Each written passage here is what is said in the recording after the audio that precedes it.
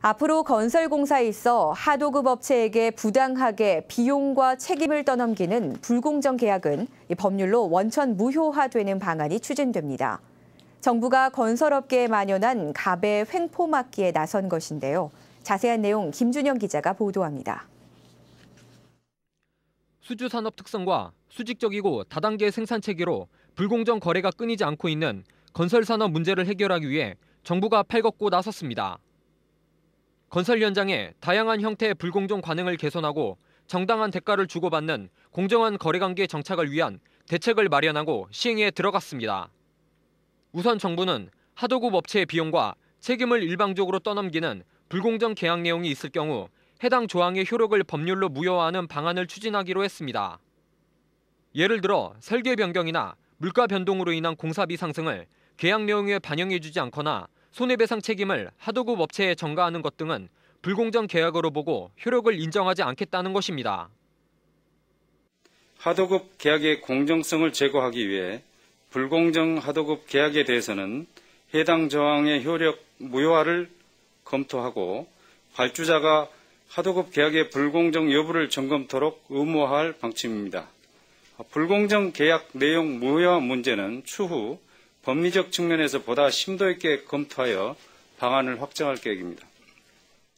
저가 낙찰 공공공사에 대한 발주자의 하도급 대금 직불 의무화도 추진합니다.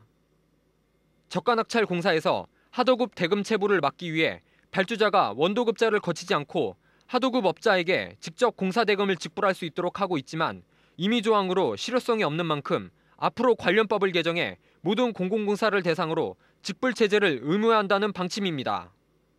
또 공사 중 신용 하락에 따른 문제점을 보완하기 위해 그동안 하도급 대급 지급 보증서 발급이 면제되던 회사채 A등급 이상 업체도 의무적으로 보증서를 발급하도록 했습니다. 아울러 하도급 공정성 강화를 위해 공공공사 입찰 자격 사전 심사 기준에서 하도급 공정성 항목을 배점제로 전환하고 인센티브 범위를 확대하는 방향으로 제도가 개선됩니다.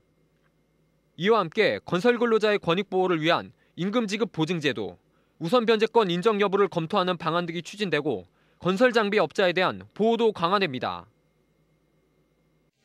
건설 근로자의 임금 보호를 위해 임금 지급 보증 제도를 도입하고 원도급 업체가 법정 관리를 신청한 경우 하도급 업체가 고용한 근로자의 임금도 우선 지급될 수 있도록 개선 방안을 검토해 나갈 계획입니다. 건설 장비 대금 체불을 방지하기 위해 6월 19일부터 장비 대금 지급 보증 제도를 시행할 예정입니다.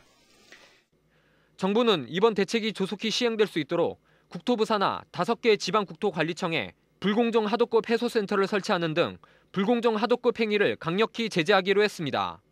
RTN 뉴스 김준영입니다.